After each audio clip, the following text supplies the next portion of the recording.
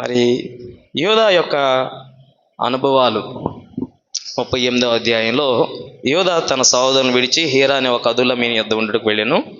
అక్కడ ఒక అన్యురాలైన షూయ అనే ఒక కనానీయుని కుమార్తెను అక్కడ పెళ్లి చేసుకున్నాడని మనకు కనపడుతుంది. ఈ యోధాకి మరియు అన్యురాలైన మరి ఈ యొక్క కనానీయుని కుమార్తె షూయ అనే ఒక కనానీయుడి యొక్క కుమార్తెకు మరి యోధాకు పుట్టిన 3 కుమారులు. వాళ్ళ పేర్లు ఇక్కడ రాయబడ్డాయి. మరి మొట్టమొదటగా పుట్టిన వాడి పేరు ఏరు, రెండవ వాని పేరు ఓనాను, మూడవ వ్యక్తి పేరు షేలా. 3 కుమారులను కన్నాడు యోధా. ఈ 3 కుమారులను కన్నాడు. మరి తానున్న ఆ పరాయి ప్రాంతంలో, అన్య ప్రాంతంలో మరి యోధా తన జ్యేష్ఠ కుమారుడైన ఏరునకు తామారునిచ్చి పెళ్లి చేశాడు. తామారు కూడా ఒక అన్యురాలే. మరి పెళ్లి చేసిన తర్వాత ఈ ఏరు దేవుని దృష్టికి చెడ్డవాడని బైబిల్ గ్రంథంలో రాయబడింది. బైబిల్లో ఏది ఊరికే రాయబడదు కదా. మరి అతని చెడ్డతనాన్ని గురించి రాలేదు, కానీ అతని గురించి ఒక్క మాటే చెప్పబడింది. అతడు చెడ్డవాడైనందున యెహోవా అతన్ని మొత్తాడని, అతన్ని తీసివేశాడని మనం చూడగలం. యోధా జ్యేష్ఠ కుమారుడైన ఏరు యెహోవా దృష్టికి చెడ్డవాడు గనుక యెహోవా అతన్ని చంపాను. అప్పుడు యోధా ఓనానుతో, నీ అన్న భార్య యొద్దకు వెళ్ళి మరిది ధర్మం జరిగించి నీ అన్నకు సంతానం కలుగు చేయమని చెప్పినప్పుడు, మరి పెద్దవాడు చచ్చిపోయినప్పుడు ధర్మశాస్త్రం ప్రకారం మరి ఆ మరిది ధర్మం అనేది ఉందన్నమాట. కాబట్టి ఆ పాత నిబంధనలో ధర్మశాస్త్రంలో ఛాయలో ఉన్న మరిది ధర్మం చొప్పున తన యొక్క రెండవ కుమారుడైన ఓనానుకి ఇచ్చి తామారుని పెళ్లి చేయడం జరిగింది. ఈ ఓనాను ఆమెతో శయనించాడు, కానీ తన రేతస్సును నేలను విడిచాడని బైబిల్ చెప్తుంది. అంటే తన విత్తనాన్ని ఆమెకి ఇవ్వలేదు. అర్థమైనా? తన విత్తనాన్ని ఆమెకి ఇవ్వకుండా ఆ విత్తనాన్ని నేల బారబోసాడు.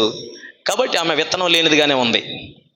ఈ రీతిగా మరి ప్రవర్తించినందున, అది కూడా దేవుని దృష్టికి చెడ్డగా ఉన్నందున దేవుడు ఓనాను కూడా లేకుండా చేశాడు. 2 కుమారులను కోల్పోయాడు ఇప్పుడు యోధా. కాబట్టి ఇప్పుడు యోధా మిగిలింది ఒకే ఒక కుమారుడు షేలా. ఇప్పుడు షేలాని ఇచ్చి పెళ్లి చేయాలి. అయితే యోధా ఏమనుకున్నాడంటే, మరి ముందు 2 కుమారులు చచ్చిపోయారు కాబట్టి ఇప్పుడు షేలాని ఇస్తే షేలా కూడా ఒకవేళ చచ్చిపోతాడేమో, నేను ఇక కుమారులు లేని వాడిని అయిపోతానని చెప్పి షేలాను ఇవ్వకుండా ఏం చేశాడంటే మాట దాట వేశాడు. అతడు ఇంకా పెళ్లి వయసుకు రాలేదు కాబట్టి, చిన్నవాడిగా ఉన్నాడు కాబట్టి, అతడు ఎదిగి కొంచెం పెద్దవాడై వివాహ వయసుకు వచ్చేంత వరకు నీవు నీ తండ్రి ఇంట విధవరాలుగానే వైధవ్యంలోనే ఉండమని తామారును పంపించాడు. తామారు తన మరి తండ్రి ఇంటికి వెళ్ళి అక్కడ విధవరాలుగా వైధవ్యంలోనే ఉంది. మరి ఆమె విధవరాలుగా ఉన్నప్పుడు ఆమె గర్భవతిగా లేదు.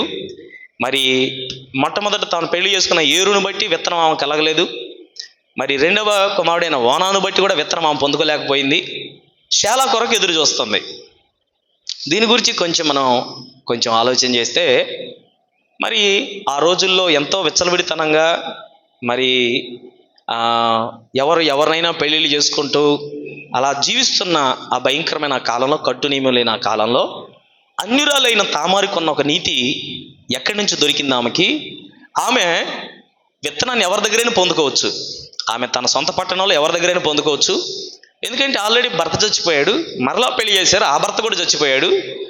ఆమె నీతిమంతురాలుగానే ఉంది. ఆమె తన ఇంటిలో ఉన్నవారు ఎవరి ద్వారా ఆమె ఆ యొక్క వారసత్వంతో కూడిన విత్తనాన్ని పొందుకోలేదు కనుక, ఆమె ఎవరి ద్వారానైనా ఆమె చెరపబడి తన యొక్క మరి పరిశుద్ధతను పోగొట్టుకోవచ్చు, కానీ అలా పోగొట్టుకోలేదు. ఆమె ఇంకా వివాహ వయసుకు రాని షేలా కొరకు ఇంకా ఎందుకు ఎదురు చూస్తుంది అనేది చాలా ప్రాముఖ్యమైన విషయం. ఎందుకని తామారు గురించి బైబిల్ ఎంత క్షుణ్ణంగా రాయబడింది అంటే, తామారు చాలా ప్రత్యేకమైన వ్యక్తి. దేవుని మహిమ కలుగును గాక. మరి తామారు మరి ఎత్తబడే వధువుకి గుర్తై ఉన్నది. దేవునికి స్తోత్రం కలుగును గాక. తామారు యోధా వంశములో నుండి మాత్రమే తనకు విత్తనం కలగాలని ఎందుకు ఆమె ప్రయాసపడుతుందంటే, ఈ తామారు తెలుసో తెలియకో యూదుల యొక్క కుటుంబంలోకి వచ్చింది. యూదులు ఇశ్రాయేలీలు, వీరు యాకోబు యొక్క కుమారులు. ఇశ్రాయేలీలు 10 గోత్రాలు, యూదులు 2 గోత్రాలు, మొత్తం 12 గోత్రాలు.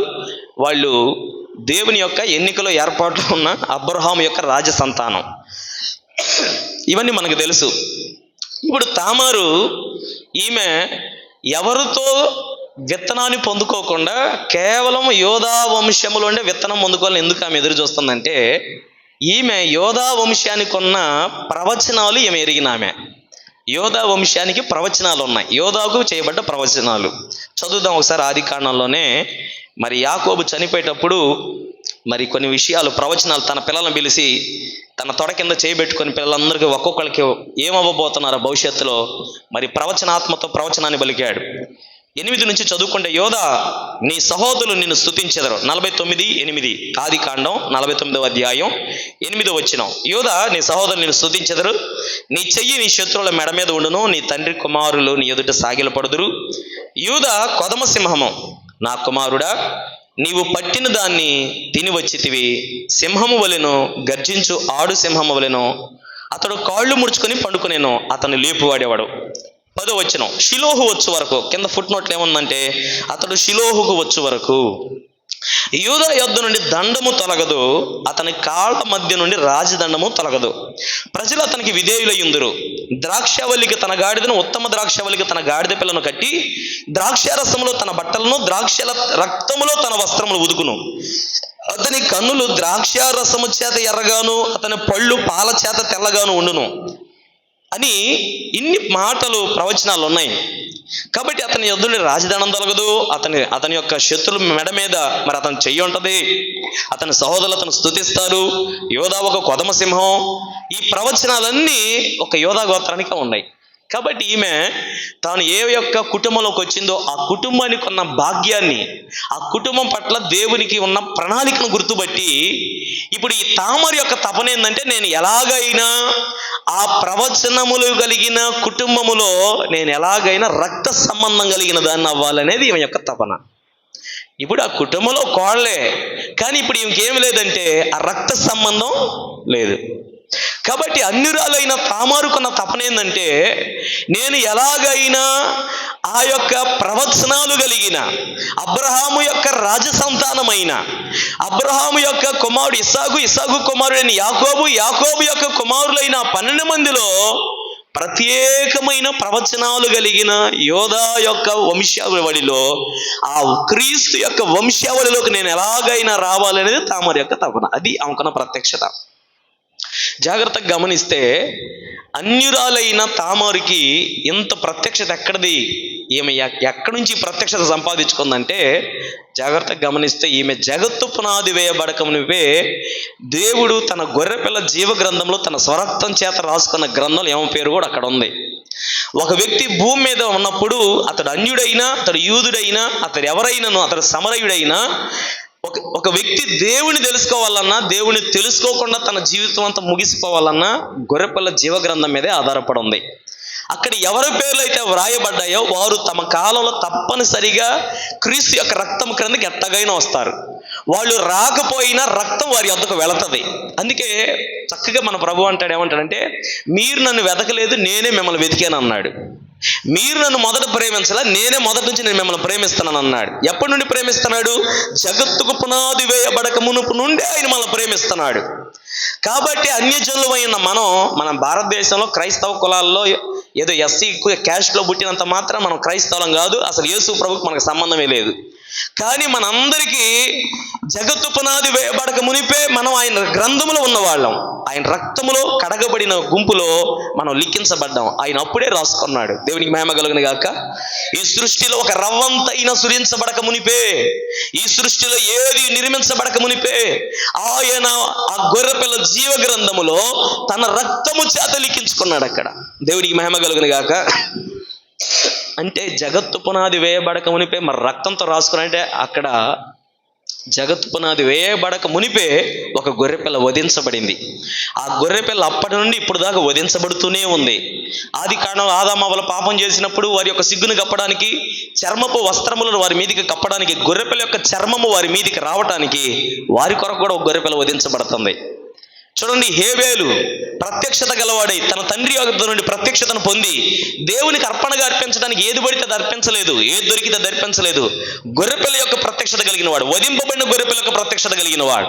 అందుకే ఆ వధింపబడిన గొర్రెపిల్ల ప్రత్యక్షత కలిగిన వాడు కాబట్టే దేవునికి అర్పించడానికి ఏది పడితే అది కాదు, మనందరి పాపములు మోసుకొనిపోయి ఆ గొర్రెపిల్ల మాత్రమే వధించబడాలి బలిపీఠం మీద అని హేబేలు ఆ గొర్రెపిల్లని వధించి దేవుని దృష్టిలో దయను పొందాడు. చూడండి, మరి అబ్రహాం యొక్క కుమారుడు ఇస్సాకు బదులుగా కూడా ఒక మగ గొర్రె పిల్ల వధించబడుతుంది. పొట్టేలు అంటే ఒక మగ గొర్రె పిల్ల, మరి అక్కడ కూడా గొర్రె పిల్ల వధించబడతానే ఉంది. మరి ఇంకా కొంచెం ముందుకు పోతే మోషే కాలం వచ్చినప్పుడు, మరి ఇస్సాకు కాలంలో, యాకోబు కాలంలో గొర్రె పిల్ల వధించబడుతూనే ఉంది. మోషే కాలానికి వచ్చేసరికి ప్రత్యక్షపు గుడారంలో ప్రతిరోజు గొర్రె పిల్ల వధించబడతానే ఉంది. దాని యొక్క రక్తము ఆ యొక్క ప్రత్యక్షపు గుడారంలో ఎల్లప్పుడూ చిలకరించబడుతూనే ఉంది, ప్రజల మీద చిలకరించబడుతూనే ఉంది. మరి ఇంకా కొంచెం ముందుకు పోతే దావీదు కాలంలో గొర్రెపిల్ల, ఆ కాలంలో కూడా దావీదు గుడారంలో కూడా గొర్రెపిల్ల వధించబడతానే ఉంది. నేటికి ఈ రోజు కూడా ఇశ్రాయేలు ఇంకా గొర్రెపిల్ల వధిస్తానే ఉన్నారు. 2000 సంవత్సరాల క్రితం లోకపాపమును మోసుకొని పోటుకు వచ్చిన దేవుని గొర్రెపిల్లగా ప్రభువైన యేసుక్రీస్తు ఆయన శాశ్వతమైన బలి అర్పణగా మన కొరకు అర్పించబడ్డాడు.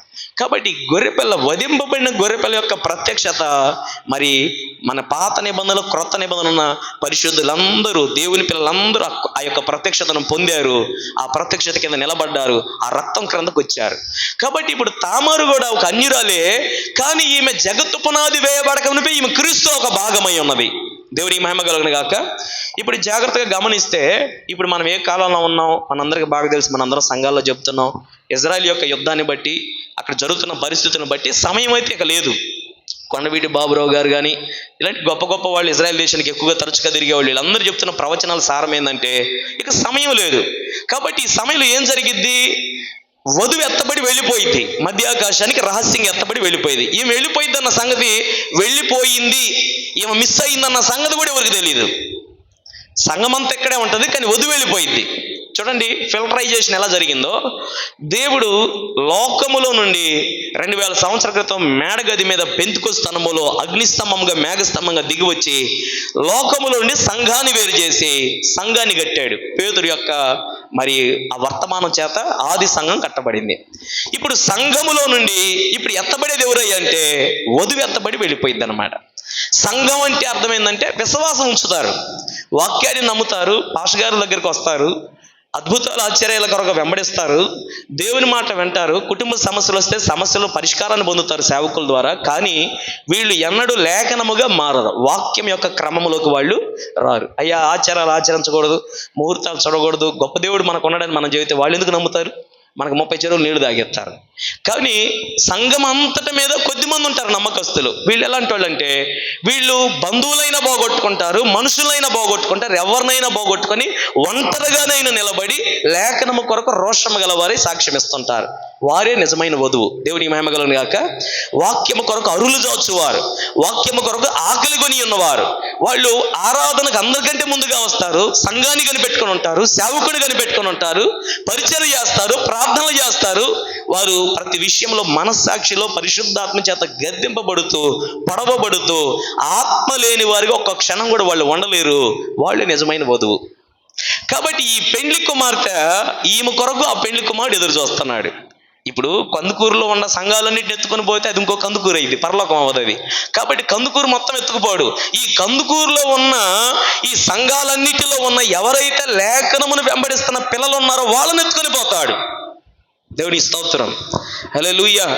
ఇప్పుడు ఎవరికి వాళ్ళు వ్యక్తిగతంగా ఏమనుకున్నారు, మా భక్సింగ్ గారి సహవాసం గొప్పది, మా బ్రదరన్ సంఘం గొప్పది, మా బ్యాప్టిస్ట్ వాళ్ళం మేము ఎప్పటి నుంచో ఉండం, మేము లోదర్న వాళ్ళం అయ్యా, బ్యాప్టిస్ట్ కంటే మేము ముందు ఉన్నవాళ్ళం, ఓరి నాయన నువ్వు లోదర్న, మేము ఇంకా RCM, మేము ఎప్పటి నుంచో మొట్టమొదటి ఉన్నవాళ్ళం అని ఎవరికి వాళ్ళు వాళ్ళ సిద్ధాంతాన్ని బట్టి ఏమవుతున్నారంటే సంతోషిస్తున్నారు, మేమే ఎత్తబడేదని సంకలు కొట్టుకుంటున్నారు. కానీ ఈ సంఘాలన్నిటిలో దేవునిని ఆరాధించడానికి కూడుకుంటున్న ఈ సమూహాలన్నిటిలో, ఈ చిన్న మందలన్నిటిలో కూడా ఆయన కొద్దిమందిని ఏరుకొని వెళ్తాడు. అదే ఎత్తబాటు. ఎత్తబాటు జరిగి ఆమె అక్కడికి వెళ్ళిన తర్వాత అక్కడ విందు జరుగుతుంది. అప్పుడు ఆయన అక్కడి నుంచి ఆ పరిశుద్ధులందరినీ, ఈ సమాధిలోని లేచిన పరిశుద్ధులు, ఈ బ్రతికుండి ఎత్తబడిన పరిశుద్ధులు, వీళ్ళందరినీ ఎంటబెట్టుకొని వధువుగా వాళ్ళని లెక్కబెట్టి వాళ్ళని ఎంటబెట్టుకొని వస్తాడు. ఎప్పుడైతే ఈమె ఇక్కడి నుంచి ఎత్తబడి వెళ్ళిపోయిందో 2000 సంవత్సరాలుగా కృపను అనుభవిస్తున్న అన్యజనుల మీద నుండి కృప వెళ్ళిపోయి యూదుల మీదకి వెళ్ళిపోద్ది. ఇప్పుడు యూదుల మీద కృప లేదు కాబట్టి వాళ్ళు ఇంకా గోడ దగ్గరికి వెళ్ళి తలకాయ బాదుకొని ఏడుస్తున్నారు, కన్నీరు పెడుతున్నారు. మాకెప్పుడయ్యా కృప, మాకెప్పుడు నువ్వు మెస్సయ్య వచ్చేది, మాకెప్పుడు నీ స్వరం, మాకెప్పుడు ఆరాధనని ఏడుస్తున్నారు. ఇంకా వాళ్ళు మందిరం ఎట్టాగానే కట్టాలని తపన పడుతున్నారు. అయితే 3వ ప్రపంచ యుద్ధం మందిరం కోసమే జరిగిద్ది. ఆల్రెడీ ఇప్పటికే ఒకసారి గదిలిచ్చారు. ఆ యొక్క ఆ మసీదుని, దాన్ని ఏమంటున్నారు, దాని పేరు గబాల్ జ్ఞాపకం రావట్లేదు. అది డోమ్ ఆఫ్ ద రాక్. దాన్ని ఇప్పటికే గదిలిచ్చారు. కాబట్టి ఇప్పుడు యూదుల దగ్గర ఉన్న టెక్నాలజీ ఏంటంటే ఒక రాత్రికి రాత్రి దాన్ని పడగొట్టి అక్కడ అమాంతంగా తెల్లవారయ్యేసరికి సూర్యుడి ఉదయించక మునిపే మందిరాన్ని కట్టేసేంత సామాగ్రి టెక్నాలజీ వాళ్ళ దగ్గర ఉంది. ఇప్పుడు ఎంత టెక్నాలజీ ఉందో వాళ్ళ దగ్గర. మనం యూట్యూబ్లో చూస్తున్న వీడియోలు చూస్తున్న మనకే మతిపోతుంది. నిజంగా దేవుడు ఎన్నుకున్న పిల్లలకు దేవుడిచ్చే జ్ఞానం, వాళ్ళకి దేవుడు తన కృప ద్వారా వాళ్ళని కాపాడే విధానం ఎంత ప్రత్యేకమైనది. 200 రాకెట్లు పంపితే 3 రాకెట్లు మనుషుల మధ్యలో పడ్డాయి. అవి కూడా మనిషిని దాకలేకపోయినాయి. ఇప్పటికీ ప్రపంచ దేశాలు 2000 సంవత్సరాలకు ఇజ్రాయిల్ అనే వాళ్ళని లేకుండా చేయాలని తపన పడుతున్నారు. కానీ ఎవడు వాళ్ళని ముట్టలేకపోయారు. ఎందుకంటే వాగ్దానం, మిమ్మల్ని ముట్టినవాడు నా కనుగుడ్డి ముట్టినట్టు. దేవుని కనుగుడ్డి ముట్టగలిగినాడు ఎవడు? అసలు ఆయన పిల్లలను తాకగలిగినాడు ఎవడు? వాళ్ళకి ఎన్నో ప్రవచనాలు ఉన్నాయి. ఇన్ని ప్రవచనాలు విలువ వాళ్ళకి తెలుసు కాబట్టి ఇంకా వాళ్ళు రోషంగా నిలబడుతున్నారు దేవుని కొరకు.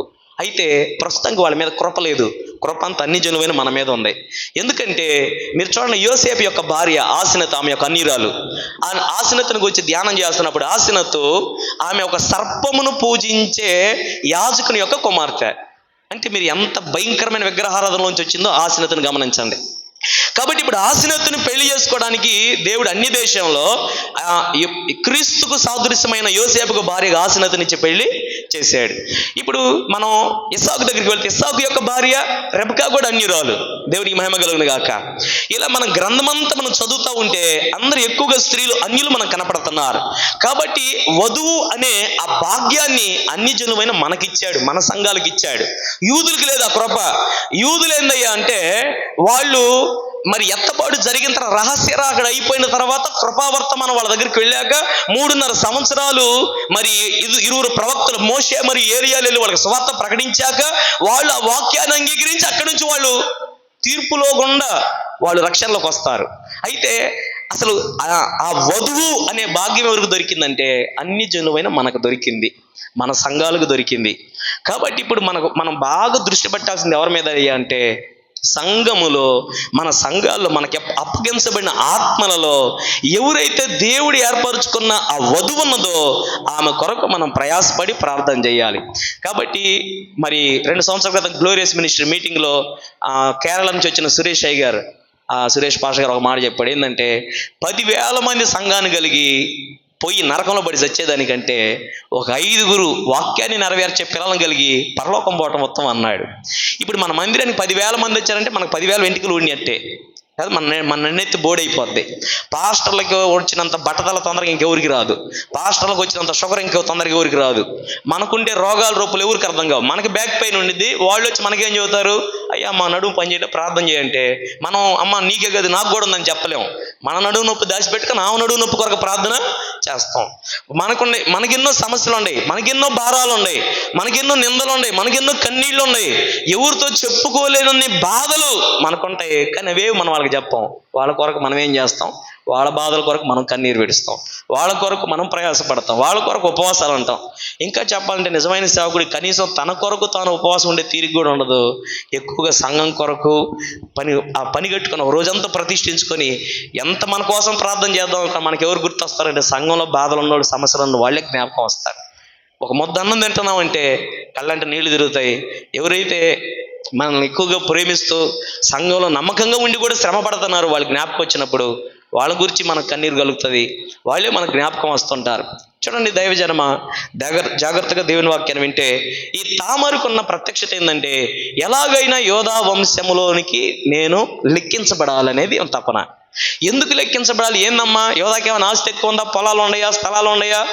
మరి ఆయన చచ్చిపోయిన తర్వాత నీకేమైనా రాసిస్తాడా? కోడలుగా నీకేమైనా స్వాస్థ్యం వచ్చిందంటే ఈమెకి వాటి మీద ఏటి మీద ధ్యాస లేదు. ఈమెకి వేటి మీద ఉందంటే ప్రవచనాల మీద ఈమెకి ధ్యాస ఉంది. ఆ ప్రవచనాలు ఆది కాండలో యోధా పట్ల ఉన్న ప్రవచనాలు నెరవేరాలనేది ఈమె యొక్క తపన. ఆ ప్రవచనాలు నా పట్ల నెరవేర్తే అంతకంటే నా బ్రతుకు ధన్యతే ఉందని నమ్ముతా ఉంది. కాబట్టి ఈమె ఏం చేసిందంటే ఒక వేశ్యలాగా ముసుగేసుకొని కూర్చుంది, దారిలో కూర్చుంది. అప్పటికి యోధా తన భార్యను కోల్పోయాడు. మరి గొర్రెలు బొచ్చు కత్తిరించడానికి అక్కడికి వెళ్తా ఉన్నప్పుడు మరి ఎక్కడికి వెళ్తున్నాడు? తిమ్నాతుకి వెళ్తున్నాడు. తిమ్నాత్ అనే పదం మనకు బాగా పరిచయం. సంస్థల గురించి చదువుకుంటే తిమ్నాత్ ఎక్కువగా మనకు కనపడతా ఉండిద్ది. మరి తిమ్నాతుకు వెళుతుండగా ఆ యొక్క మరి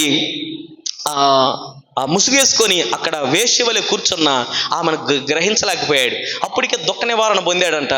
యోధ మరి ఎన్నో రోజులుగా భార్యను కోల్పోయిన బాధలో ఉన్నాడు కనుక తన ఆదరణ కొరకై మరి ఆ యొక్క ముసుగు వేసుకున్న స్త్రీ దగ్గరికి వెళ్ళాడు, ఆమె వేసి అనుకొని. మరి నువ్వు నాతో వస్తావని ఆమెను అడిగినప్పుడు ఆమె అంటది, మరి నాకు నీతో రావటం వల్ల నాకు ప్రయోజనం ఏంది, నాకు ఉపయోగమైంది, నాకు మేలైందని అడిగింది. అప్పుడు యోధ అన్నాడు, మరి నీకేం కావాలో చెప్పు, నేను ఇస్తాను అన్నాడు. నాకు ఒక మేకపిల్ల ఉంది. ఇప్పుడు జాగ్రత్తగా గమనించండి, మేకపిల్ల అడిగింది, కానీ మేకపిల్ల ఇవ్వడానికి అతని దగ్గర లేదు, మన్నేమో తిమ్నాతులో ఉంది. కాబట్టి ఇప్పుడు యోధ అన్నాడు, నేను అక్కడికి వెళ్ళిన తర్వాత నీకు మేకపిల్లని పంపిస్తాను అని చెప్పాడు. కాబట్టి మరి ఏమేముంది, అప్పుడు నువ్వు మేకపిల్లని పంపిస్తావో పంపించవో, నాకు అప్పుడు దాకా నాకు గుర్తులు కావాలంది, నాకు ఏదైనా కొదవ పెట్టి పొమ్మంది. ఏం పెడతాను కొదవ? మరి యోధ దగ్గర చూసుకుంటే మరి అతని దగ్గర చూసుకొని ఆమెను అడిగాడు, నువ్వే చెప్పమ్మా నీకేం కొదవ పెట్టమంటాడు. అప్పుడు ఆమె అడుగుతుంది, నీ ముద్రయు అంటే ముద్ర అంటే ఉంగరం, అది వంశానికి గుర్తది, వంశానికి గుర్తు. అందుకే తప్పిపోయిన కుమారుడు కూడా లోకాసు వార్త 15వ అధ్యాయంలో తప్పిపోయిన కుమారుడు తిరిగి వచ్చినప్పుడు తిరిగి తన ఉంగరం తనకు తొడుగుతున్నాడు తండ్రి. ఎందుకంటే ఆ ఉంగరము ఆ వంశానికి గుర్తు. ఒక్కొక్క వంశానికి ఒక్కొక్క గుర్తున్నది ఆ ఉంగరంలో. ఇప్పుడు ఆ ఉంగరము అడుగుతా ఉంది, ముద్ర, అది ఒక రాజముద్ర. రెండవది దారం, మూడవది చేతికర్ర అడిగింది. ఈ చేతికర్ర మీద కూడా 12 గోత్రాల యొక్క పేర్లు ఉంటాయి. ఎందుకంటే యోధ ఇతడు గోత్రానికి ఒక కర్త. చెప్పాలంటే 12 గోత్రాలు ఒక గోత్రమైన యోధా గోత్రానికి ఇతడు పితరుడు. కాబట్టి ఇతని దగ్గర ఉన్న కర్ర సామాన్యమైన కర్ర కాదు, అది తన వంశావళిని, తన యొక్క రాజరికాన్ని జ్ఞాపకం చేసేది. కాబట్టి ఇప్పుడు ఆమె అదే అడుగుతుంది. ఆ 3 దగ్గర పెట్టుకుంది. మరి యోధ వెళ్ళి మేకపిల్ల పంపించేలోపు అక్కడ ఉండకుండా ఏమో తిరిగి ఇంటికి వెళ్ళిపోయి దాచిపెట్టుకుంది. అవి మేకపిల్ల పంపించాడు, పనులు పంపించాడు. ఇద్దరు పోయి ఆ దారిలో ఒక వేసి ఉంది, ఆమెకి మేకపిల్ల ఇవ్వమంటే వాళ్ళ మేకపిల్ల ఎత్తుక్కుంటూ వచ్చారు, కానీ వాళ్ళకి ఆ వేసి ఎవరు కనపడలా. దారిని వాళ్ళని అడిగారు, అయ్యా ఇక్కడ వేసి ఉండాలంటే అసలు ఈ దారిలో వేసి అనేది లేదు, నీకెవరు చెప్పాడు వేసి ఉందన్నారు. వాళ్ళు కాలు కొట్టుకుంటే యోధ దగ్గర పోయి, అయ్యా మాకెవరు వేసి కనపడలేదన్నారు. అప్పుడు యోధ ఏం చేశాడంటే, సరే పోనీ చేసేదేముంది, ఆమెని దాచుకొని ఆ కర్ర ఆధారం అని బాధపడతా వాటిని ఎలా వెనక్కి తెచ్చుకోవాలి అర్థం కాక తన పనులు తాను నిమగ్నం అయిపోయాడు. 3 నెలల తర్వాత యోధ కబురు వచ్చింది, నీ కోళ్ళ తామారు నెలదప్పింది, ఆమె గర్భవతి ఉన్నదని చెప్పారు. చాలా కోపం వచ్చింది, రోషం వచ్చింది. చెప్పాలంటే అక్కడికి వెళ్ళి ఆమె పేగులు బయటికి రాగాలి, ఆమెను కాల్ చేయాలన్నది తపనకి వెళ్ళాడు. అక్కడికి వెళ్ళి ఆమెను బయటికి తీసుకురండి, ఆమెను కాల్ చేస్తానన్నాడు.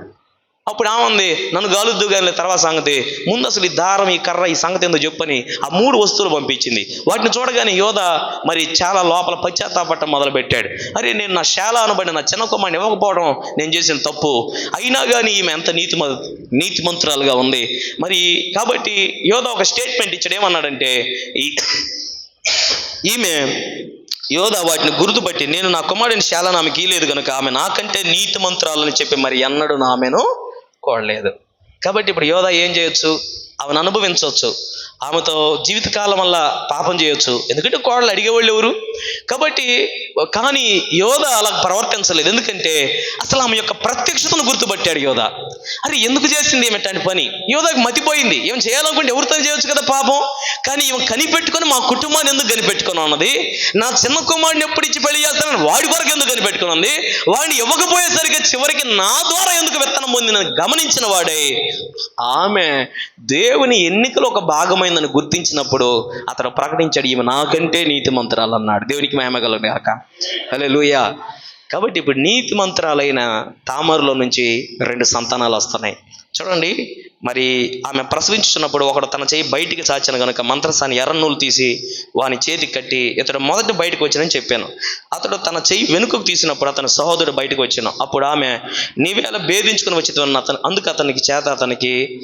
అందుచేత అతనికి పెరేసు అను పేరు పెట్టబడిన. తరువాత తన చేతిని తొగరగల అతని సహోదరు బయటకు వచ్చిన అతనికి జెరాహు అను పేరు పెట్టబడిన. ఇప్పుడు బాగా గమనించండి, ఇప్పుడు తామారులోంచి 2 బయటకు వచ్చారు. మనం బాగా గమనిస్తే రెబ్కా నుంచి కూడా 2 వస్తున్నారు బయటికి. ముందు వచ్చినట్టు ఏం జ్యేష్ఠుడు అవ్వలేకపోయాడు, వెనక వచ్చిన యాకోబు ఏం జ్యేష్ఠుడు అయిపోయాడు. దేవునికి స్తోత్రం. వాళ్ళిద్దరు కడుపులో పెనుగులాట జ్యేష్ఠత్వం కొరకు. జ్యేష్ఠత్వం అనేది చాలా ప్రాముఖ్యం.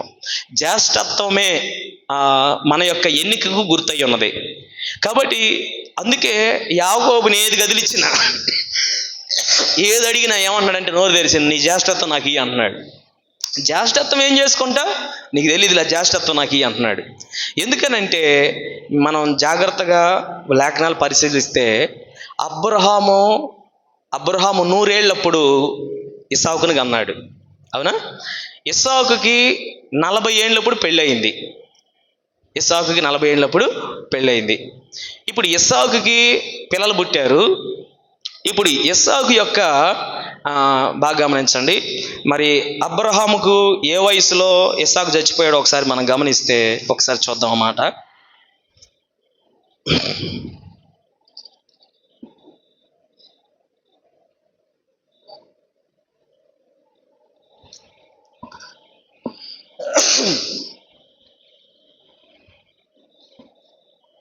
అబ్రహాము 25వ అధ్యాయం 7వ వచనం, అబ్రహాము బ్రతికిన సంవత్సరం 175. ఇప్పుడు జాగ్రత్తగా గమనించండి, అబ్రహాం బ్రతికిన సంవత్సరం 175. ఇంకా అక్కడ ఇంకొక లేఖనం కూడా చదివితే బ్రతికిన సంవత్సరం 175. అబ్రహాము నిండు వృద్ధాప్యము వచ్చిన వాడి మంచి ముసలితనమున ప్రాణం విడిచి మృతి పొంది తన పితరుల యొద్దకు చేర్చబడిను.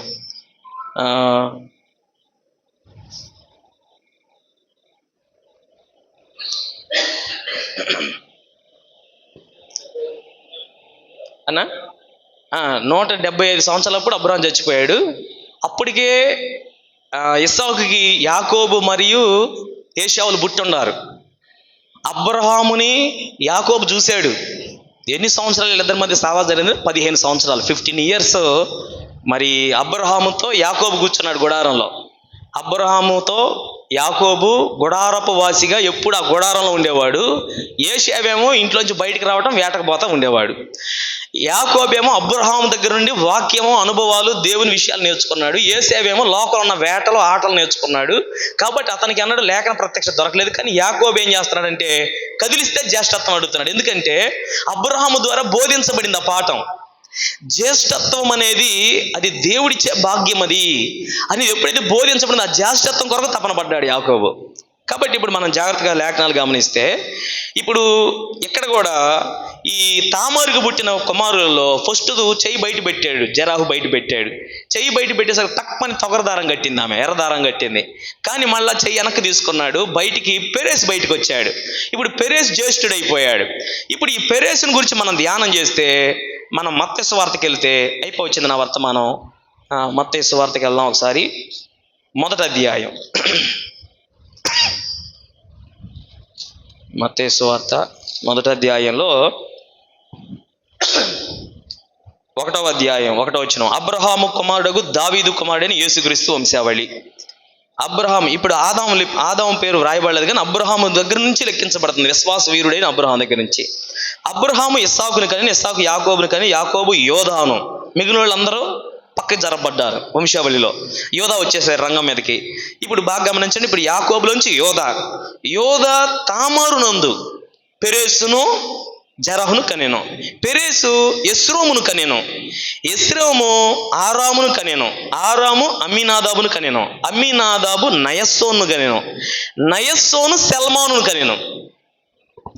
అనా అంటే మీకు తెలియదు ఏది కాదు, జస్ట్ ఒక చిన్న లింక్ చెప్పి నేను ముగిస్తాను. అంటే ఒక అన్యులమైన మన పట్ల సేవే కాదు, అసలు ఎత్తబాటు భాగ్యం మన పట్ల ఎంత అధికంగా ఉందో అదొక మాట చెప్పి ప్రార్థన చేయాలని నా తపన, అంతే, అంతమించి వేరేంలే. ఇక్కడ చూడండి, పెరేసులో నుంచి ఎవరు వస్తున్నారంటే ఎస్రోములోంచి ఆరాములోంచి అమీనాదాబులోంచి నయస్సోనులోంచి సెల్మాను. ఇప్పుడు సెల్మాన్ దగ్గరికి వెళ్ళి మనం ఆగితే మనకి యెహోషువ గ్రంథం కనపడతాడు. ఈ యెహోషువ అక్కడికి వెళ్ళి ఆ యెరికో మొత్తాన్ని నాశనం చేయడానికి వెళ్ళినప్పుడు వీళ్ళందరి సమాచారం విని ఆ యెరికోలో ఉన్న వేశ్య అయిన రాహాబు దేవుడు నమ్ముకుంది. ఆమె ఆ పట్టణంలో ఉండి వ్యభిచారం చేయకుండా ఇక వ్యభిచారం మానుకొని దేవుని గురించిన సువార్త విని ఈమె ఇక పట్టణం యొక్క ప్రాకారం మీదకి ఎక్కింది. ప్రాకారం మీద ఉండటం మొదలుపెట్టింది. ఆ ప్రాకారం మీద ఉంటే అక్కడే ఇల్లు కట్టుకుని అక్కడే ఉండటం మొదలుపెట్టింది. ఆమె అక్కడ ఉండటం వలన వేగులు వారు వచ్చినప్పుడు వాళ్ళు ఆమె ఇంట్లో దాచబడ్డారు. మనందరికి తెలుసు. వాళ్ళు దాచి పెట్టబడి వాళ్ళు వెళ్ళిపోతున్నప్పుడు వాళ్ళని అడిగి, మిమ్మల్ని దాచిపెట్టి నేను మీకు ఇంత మేలు చేశా కదా, నాకేంటి ప్రతిగా నాకు మేలు చేయండి అని అడిగింది. ఏం చేయమంటే చెప్పంటే, అయ్యా మీరు యెరికో మొత్తం నాశనం చేస్తారు మాకు తెలుసు, మీ దేవుని గురించి విషయాలు విన్నప్పుడు మా గుండెలు గరిగిపోయినాయని చెప్పి సాక్ష్యం చెప్పింది. కాబట్టి ఇప్పుడు మీరు యెరికోని కూల్చడానికి వచ్చినప్పుడు దయతో నా కుటుంబాన్ని జ్ఞాపకం చేసుకోమంది. తప్పకుండా మేము యెహోషువకు చెబుతాం, నీ కుటుంబానికి అపాయం ఏమి లేదన్నారు. ఆమె అంది, మాటలు కాదయ్యా, నాకు ఏదైనా గుర్తించుకోండి అంది. ఆనవాళ్ళు ఇవ్వమంది. ఆనవాళ్ళు ఏమి ఇచ్చారు వాళ్ళు? ఏది పడితే అదే వాళ్ళు ఎర్రని తొగరదారం ఇచ్చారు. చూడండి, పెరేసు అక్కడ ఆ మంత్రసాని కట్టిన ఎర్రదారం వలె ఇక్కడ కూడా ఎర్రని దారం మనకు కనపడతా ఉంది. ఈ ఎర్రని దారం ఆ కిటికీ కట్టబడి ఉన్నది. ఇప్పుడు ఎర్రని దారం కట్టబడి ఉంది కదా. ఇప్పుడు వీళ్ళందరూ సైన్యాధిపతి అయిన సల్మానుతో యెహోషువ యుద్ధానికి వచ్చాడు. ఆ ఎరుకో చుట్టూ 7 సార్లు తిరిగి ఎరుకోని మొత్తం నాశనం చేశారు. కానీ అందరినీ చంపబడ్డారు. కానీ రాహాబు ఆమె యొక్క కుటుంబం రక్షించబడింది. రక్షించబడి ఈమె కుటుంబం ఇప్పుడు ఎవరితో ఉండాలి? ఇంకా ఇంకో పట్టణానికి పోవాలా, లేకపోతే వీళ్ళతో ఉండాలా? నిర్ణయించుకోవాల్సిన తీర్మానం ఆమెదే. ఆమె ఏం తీర్మానం చేసుకుంది? ఇశ్రాయేలీయులు మీ దేవుడే నిజమైన దేవుడు, ఆ దేవుడు నేను వెంబడిస్తానని వీళ్ళతో వచ్చి ఈ గుంపులో చేరింది. ఒక అన్యురాలు, ఇప్పుడు రాహాబు అనబడి వేశ్య, ఒక క్యారెక్టర్ లేని స్త్రీ, ఒక సమరయురాలు లాంటి ఆమె ఇప్పుడు పరిశుద్ధత కలిగిన ప్రవచనాలు కలిగిన యోధా యొక్క కుటుంబాల్లో ఆమె గెలుస్తుంది, వీళ్ళలోకి వచ్చింది. ఇప్పుడు సల్మాన్ ఏం చేస్తున్నాడు? ఆమె నిశ్చితంగా గమనిస్తున్నాడు. ఆమెను ఏం గమనిస్తున్నాడు సల్మాను? అరే, అసలు ఈమె ఎంతగా దేవుని ప్రణాళికలో ఉంటే మాతో కలిసిందేమే. ఆ పట్టణం అంతా నశించిపోయింది. అంత పట్టణం నశించిపోవటం ఏంది, ఒక రాహాబు బయటికి రావటం ఏంది? ఎంత ప్రణాళిక ఉంది ఏమో పట్ల అని ఆమెను ప్రత్యేకంగా చుట్టం మొదలుపెట్టాడు. శరీరానుసారమైన దృష్టి కాదు, కానీ ఆత్మ సంబంధంగా ఆమెను గమనించడం మొదలుపెట్టాడు. ఇంత ప్రత్యేకమైన ఆమె రక్షించబడిందంటే ఈమె పేరు తప్పకుండా ఆయన గ్రంథంలో ఉంది అని గుర్తుపట్టాడు. ఒకరోజు యెహోషువ దగ్గరికి పోయాడు. యెహోషువ, నేను ఆమెను పెళ్లి చేసుకుంటా, నీకేమైనా అభ్యంతరమా అన్నాడు. నాకేం అభ్యంతరం, తప్పకుండా చేసుకోమన్నాడు. కాబట్టి ఇప్పుడు సల్మాన్కి రాహాబుకు పెళ్లి జరుగుతుంది. వీళ్ళిద్దరికి పెళ్లి అయింది. ఇప్పుడు బాగా గమనిస్తే ఇప్పుడు సల్మాను రాహాబును పెళ్లి చేసుకున్నాడు.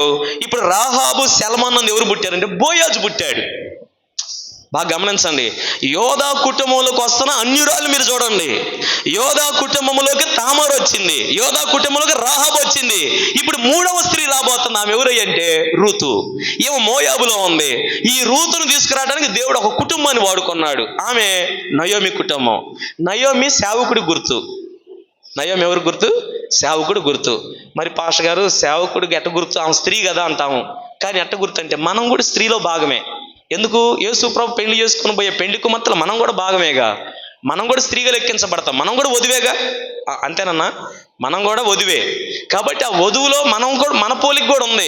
కాబట్టి మనం కూడా మరి ఆ స్త్రీగా లెక్కించబడుతున్నాం. ఒకే ఒక పురుషుడు. పౌలు గారు అదే కదా అంది, మిమ్మలను ఒక్కడయ్యన్న పురుషునికి నేను మిమ్మల్ని ఏం చేస్తున్నాను? ప్రదానం చేస్తున్నాను అన్నాడు. ఆయన ఒక్కడే పురుషుడు. ఇక ఆయన ఒక్కడు పురుషుడైతే ఈ భూమి మీద పుట్టిన మనుషులు, ప్రవక్తలు, అపోస్తులు, మరి వీళ్ళందరూ న్యాయాధిపతులు, రాజులు, భక్తులు, వీళ్ళందరూ కూడా పరిశుద్ధులు, వీళ్ళందరూ స్త్రీగా లెక్కించబడతారు. 2 స్త్రీలు. ప్రకటన గ్రంథం 12వ అధ్యాయంలో ఒక స్త్రీ. ఆమె ఎవరు? ఆమె సూర్యుని ధరించి చంద్రుడి మీద నిలబడిన స్త్రీ. ఆమె సూర్యుడు అనగా నీతి సూర్యుడు, కృపకు గుర్తు. మరి చంద్రుడు అనగా ధర్మశాస్త్రాన్ని గుర్తు. ధర్మశాస్త్రాన్ని మీద నిలబడి సూర్యుని ధరించుకుంది, కృపను ధరించుకుంది. ఆమె కృపను ధరించుకొని ధర్మశాస్త్రం మీద నిలబడ్డ స్త్రీ. ఆమె రేపు ఎత్తబడే వధువు అయి ఉన్నది. మరి 17వ అధ్యాయంలో ఉన్న స్త్రీ ఎవరు? ఆమె మహావేశ్య. వేశ్య అంటే అర్థమైంది కన్యత్వం లేనిది, పరిశుద్ధత లేనిది, లేఖనముల నుండి తొలగిపోయిన స్త్రీ. ఆమె కనపడిన ప్రతి చోట ఆమె తనను తాను అపవిత్రపరుచుకున్న ఆమె. ఆచారాల్లో ఉండిద్ది, లోకంలో ఉండిద్ది, ప్రార్థనలో ఉండిద్ది, ఇటు ముసిగేసిద్ది, అటుపోయి మళ్ళా పాపంలో కూడా ఉండిద్ది. ఈమెమై ఉన్నదంటే ఈమె వేశ్య. 2 స్త్రీలు. వేశ్య విడవబడుతుంది, వధువు ఎత్తబడుతుంది. 12వ అధ్యాయంలో వధువు ఎత్తబడుతుంది. ఆమెకు 2 రెక్కలు ఇవ్వబడ్డాయి. పక్షిరాజు వంటి 2 రెక్కలు ఇవ్వబడ్డాయి 12వ అధ్యాయంలో. ఆమె ఒక కుమారుడు కనబడుతుంది. ఎవరు ఆ కుమారుడు? ఆ కుమారుడు ప్రభు అయిన యేసుక్రీస్తు. ప్రభు అయిన యేసుక్రీస్తు అనగా వాక్యం. ఆది యందు వాక్యం ఉండెను, వాక్యము దేవుని యొద్ద ఉండెను, ఆ వాక్యమే దేవుడై ఉండెను. కాబట్టి ఇప్పుడు ఆమె లేఖనానికి అంటుంది. లేఖనం వల్ల ఆమె గర్భవతి అయింది. ఆమె లేఖనం వల్ల గర్భవతి అయి లేఖనాన్ని విత్తనంగా పొంది ఇప్పుడు ఆమె ఆ విత్తనాన్నే గంటుంది, లేఖనాన్నే గంటుంది. కాబట్టి ఇప్పుడు జాగ్రత్త గమనిస్తే దేవుని యొక్క వాక్యంలో ఇప్పుడు యోధా కుటుంబంలోకి వస్తున్న 3వ స్త్రీ. ఆమె ఎవరయ్యా అంటే ఆమె రూతు. ఈ మోయాబులో ఉంది. మోయాబులో ఉన్న రూతు కొరకు దేవుడు నయోమి కుటుంబాన్ని పంపించాడు. కరువు వచ్చింది, అందరు పోవాలి. ఏమొక్కది ఎందుకు బయలుదేరింది? అందరు తిడతానే ఉన్నారు.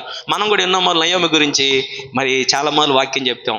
నాకు కూడా తెలియనప్పుడు నేను కూడా ఇలాగే చెప్పా. ఏమన్నానంటే, నయోమికి అసలు గ్రహింపు ఉందా? అందరూ ఆ పట్టణంలో లేరా? కరువు వస్తే ఆడ ఉండొచ్చు కదా. వాళ్ళందరూ పోషించింది దేవుడు ఏమైనా పోషించలేకపోయాడా?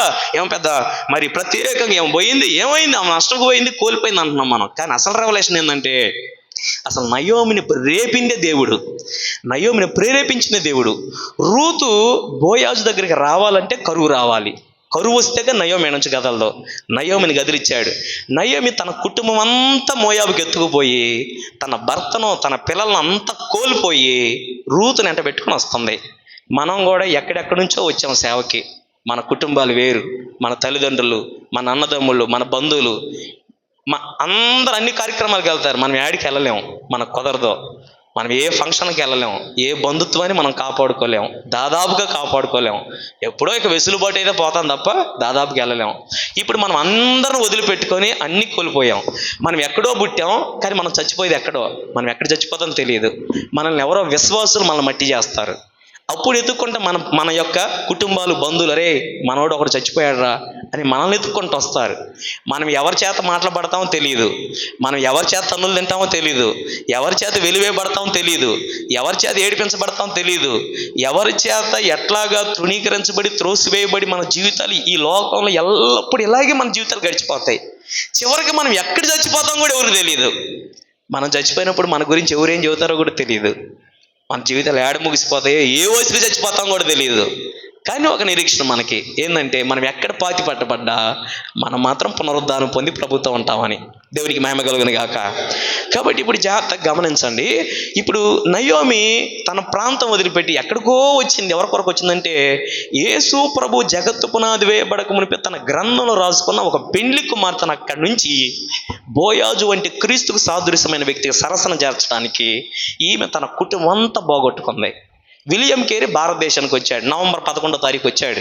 విలియం కేరీ చెప్పులు కుట్టుకునేవాడని మనకు తెలుసు.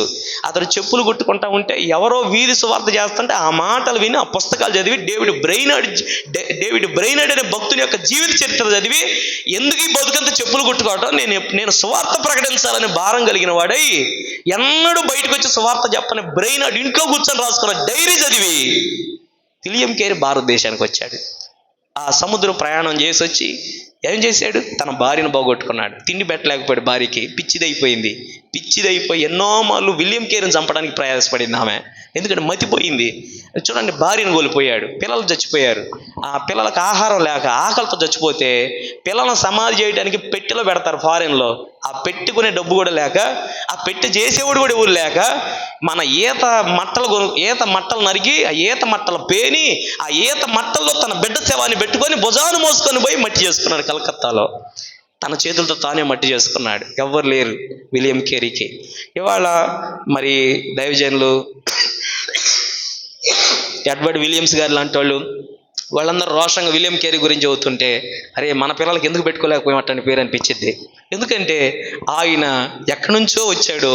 తాను భార్య చచ్చిపోయినప్పుడు తనకంటూ ఎవరు లేరు, మరి తన పిల్లలు చచ్చిపోయినప్పుడు కూడా ఎవరు లేరు. చూడండి, మనకి ఎంత చెడ్డోళమైనా, లేకపోతే ఈ భూమి మీద ఎవరో ఒక వ్యక్తి చెడ్డోడు తాగి చచ్చిపోతే ఊరంతా వచ్చింది, కానీ ఒక్క సేవకుడికి ఎవడు రాడు. దేవుని స్తోత్రం. ఆ నమ్ముకున్న 9 10 మందో సంఘమే చూసుకుంటారు తప్ప వేరెవరు రారు. చూడండి దైవజనమ, మన కాలం కనుక గడిచిపోయింది అనుకో, మన భార్యని మన పిల్లల్ని ఎవరు చేరదీసి, అమ్మ నీ అవసరాలు తీరుస్తాం, మేము ఇంతకాలం మాకు వాక్యం చెప్పావు, మేము నీకు తోడుండామని చెప్పేవాళ్ళు చాలా తక్కువ. ఎక్కువ మంది ఎలా ఉండేదంటే, ఈ పాస్టర్ అయిపోయాడు, ఇంకో పాస్టర్ని రమ్మనండి, ఇంకో పాస్టర్ని పోషిద్దాం, నీకు కూడా ఎప్పుడైనా గుర్తుంటే పండగ షేర్ పెడతామమ్మా, నీకు కూడా ఏమైనా గుర్తుంటే మేము తలా ఒక 100 వేసుకొని 1 నెల ఇవ్వగలరు, 2 నెలలు ఇవ్వగలరు, 3వ నెలకి ఏమైంది? అందరి పరిస్థితులు అయ్యేలే, మనం ఏడ ప్రత్యేకంగా ఆమెను చూద్దాం, ఎవరి కుటుంబాలలో గడిసరికి సరిపోతుంది అనుకుని మరవబడతాం. కానీ దేవుడు తన యాజకుడిని ఎన్నుకుంటే తన యాజకుడిని తన పిల్లల్ని ఎన్నడూ మర్చిపోడు ఆయన. దేవునికి స్తోత్రం కలుగును గాక. హల్లెలూయా. మనం నమ్మాల్సింది ఏంటంటే, మనం ఉన్నా లేకపోయినా మన సేవ ఏమవ్వదు, మన పిల్లలు మన కుటుంబం కూడా చెక్కు చెదరకుండా దేవుడు కాపాడగలిగిన వాడు, నమ్మదగిన దేవుడు ఆయన. దేవునికి మహిమ చెల్లిద్దాం. హల్లెలూయా. పిల్లరా, నయోమి అంతా కోల్పోయి, అన్నిటిని కోల్పోయి, చూడండి, 2 కొడుకుల్ని ఒక భర్తను కోల్పోతే ఇంకేముంది ఆ మనిషికి? ఏమీ లేదు, ఇక అంతా అయిపోయినట్టే. ఎంత కోల్పోయి ఏం తీసుకొస్తుందంటే వెంట పెట్టుకొని ఒక రూతుని వెంట పెట్టుకొస్తుంది. ఈ రూతు విధవరాలు అయిపోయింది. తన పెళ్లి చేసుకొని. ఈ విధవరాలైన రూతుని ఎంత జాగ్రత్తగా పెంచింది ఈమె చెబుతుంది నయోమి, ఎక్కడ పడితే అక్కడ బోమగ పరిక్కి బోయాజు పొలంలోకి పో, అతడు మన రక్త సంబంధి, అతడు మన సమీప బంధువు, అతడు చచ్చిన వారికి బ్రతికిన వారికి మేలు చేసేవాడు. చచ్చిన వాళ్ళకి బతికిన వాళ్ళకి మేలు చేసేవాడు ఎవరు? బతికిన వాళ్ళకి మేలు చేయగలరు. చచ్చిన వాడికి ఎవరు చేస్తారు మేలు అసలు? అంటే అర్థం ఏంటంటే చనిపోయిన వాడికి ఉన్న మేలు ఎందుకు? పునరుద్ధానమే. చనిపోయిన వారికి బ్రతికున్న వారికి మేలు చేయవాడు. బ్రతికున్న వాడు ఎత్తపడతాడు, చచ్చిపోయినాడు పునరుద్ధానం పొందుతాడు. ఈ ఇద్దరికి మేలు చేయవాడు ప్రభు అయిన యేసుక్రీస్తు. ప్రభు అయిన యేసుక్రీస్తుకు గుర్తుగా ఛాయగా పాత నిబంధనలో బోయాజు ఉన్నాడు. కాబట్టి ఇప్పుడు నయోమి ఎవరు పరిచయం చేస్తుందంటే తన యొక్క పట్టణానికి తీసుకొచ్చి బోయాజును పరిచయం చేస్తుంది. అక్కడేం జరిగింది? మోయాబులో నన్ను రావద్దు అనొద్దు అత్తమ్మా, నీ దేశమే నా దేశం, నీ దేవుడే నా దేవుడు, నీ ఊరే నా ఊరు, నువ్వు ఎక్కడ చేస్తావు, నువ్వు ఎక్కడ పాతి పెట్టబడతావు, నేను కూడా అక్కడే మృతి చెంది అక్కడే పాతి పెట్టబడతాను అని తీర్మానం చేసుకుని బలంగా వెంబడించింది. అక్కడ కూడా మీరు చూడండి, ఓర్ప ముద్దు పెట్టి వెళ్ళిపోయింది, రూతు వెంబడించింది.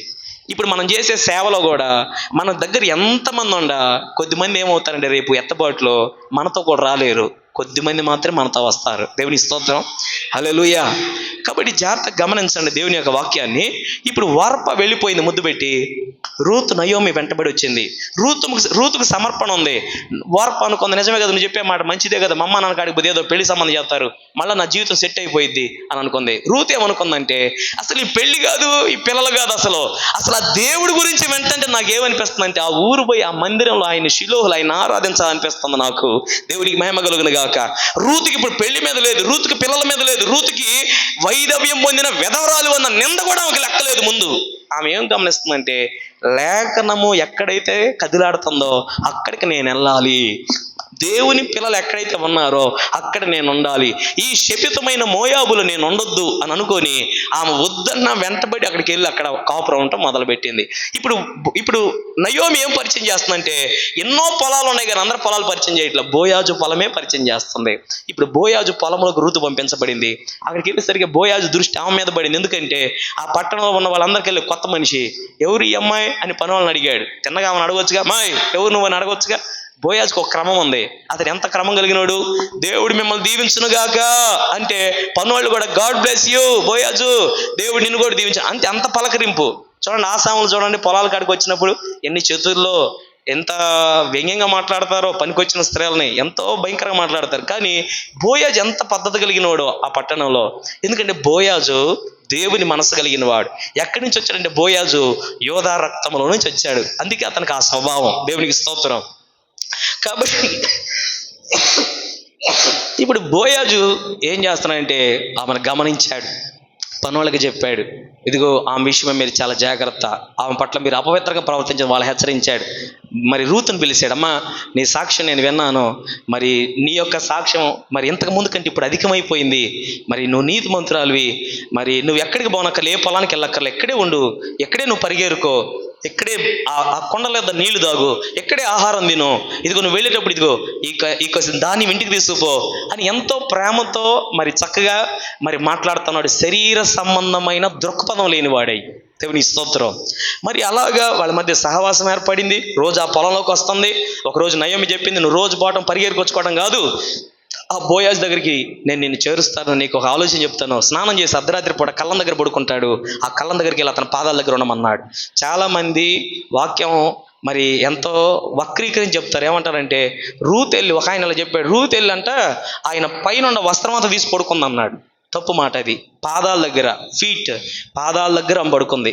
పాదాల దగ్గర ఉన్న వస్త్రం తొలగించి ఆ పాదాల దగ్గర తలబెట్టింది. అంటే నీవే నాకు దిక్కయ్యా, నువ్వు తప్ప నన్ను విడిపించేవాళ్ళు ఎవరు లేరని అలాగా ఆ భావంతో పరిశుద్ధంగా అక్కడికి వెళ్ళింది ఆమె. ఆ మధ్యరాత్రి ఉలికిపల్లి వేసాడు. మరి బోయాజు ఆమెతో పాపం చేయొచ్చు. అర్ధరాత్రి పూట ఒక కన్య ఎదుక్కుంటూ వచ్చింది. ఎవడేమంటాడు, బోయాజుని ధనవంతుడు, సమృద్ధి కలిగినోడు, ఎవరి నోరులైనా మూపి కలిగినోడు. కానీ బోయాజు అలా ప్రవర్తించలేదు. నన్ను చూచున్నవాడు ఒకడున్నాడని నమ్మినవాడు, దేవుని భయం కలిగిన వాడు. అమ్మా నువ్వు వెళ్ళు, నేను నయోమితో మాట్లాడతాను, నాకంటే మరొక సమీప బంధువు ఉన్నాడు, అతను అడుగుతాను, అతను విడిపించకపోతే నేను విడిపిస్తాను అన్నాడు. ఆ రీతిగా మరి సమాజం నిలబెట్టాడు. అతను విడిపించలేక చొప్పించాడు. మరి ఏం చేశాడు బోయాజు, ఎవరు విడిపించలేదు కాబట్టి నేనే విడిపిస్తానన్నాడు. కాబట్టి ఇప్పుడు బోయాజు రూతును విడిపించి విమోచించి ఆమె కొరకై వెలజల్లించి ఇప్పుడు రూతును తన భార్యగా చేసుకున్నాడు. ఇప్పుడు బోయాజుకు రూతుకు వివాహం జరుగుతుంది. దేవుడి స్తోత్రం. చూడండి, యోధా కుటుంబంలో తామరు వచ్చింది, యోధా కుటుంబంలోకి రాహాబు వచ్చింది, యోధా కుటుంబంలోకి అన్నిరాలైన రూత్ వచ్చింది. ఇప్పుడు రూతుకి బోయాజుకి పెళ్లి జరిగితే ఎవరు పుట్టారు? ఓబేదు పుట్టాడు. ఓబేదుకి యెషయి పుట్టాడు. యెషయికి దావీదు పుట్టాడు. ఇప్పుడు దావీదు జీవితంలోకి మళ్ళీ ఎవరు వస్తున్నారు? ఇంకొక ఆమె అన్యురాలైన బెత్షెబా వస్తుంది మళ్ళా. అసలు యేసు ప్రభు ఈ లోకానికి వచ్చిన వరుస గమనిస్తే, అందుకే చాలా మంది అన్యులు ఇది అర్థం కాక మీ యేసు ప్రభు నీతి గల్లోడు అంటారు. ఏడుంది అసలు నీతి? అసలు ఆయన వంశమే సరైన వంశం కాదంటారు. వాళ్ళకేం తెలుసు అసలు మన ప్రభు అన్యులమైన మనల్ని ప్రేమించినందుకు ఇంక ఈ లోకంలో ఏ దేవుడు ఎవరిని ప్రేమించలా. దేవునికి స్తోత్రం. మనకు ఆ భాగ్యం ఇచ్చాడు. మన సేవలకు ఆ భాగ్యం ఉంది. యూదా యెరూషలేముకి వెళ్ళడం భాగ్యం అనుకుంటున్నారు. విమానం ఎక్కి ఆడికి వెళ్ళి ఎంత చూసినా కూడా అసలు వాళ్ళకి లేదు.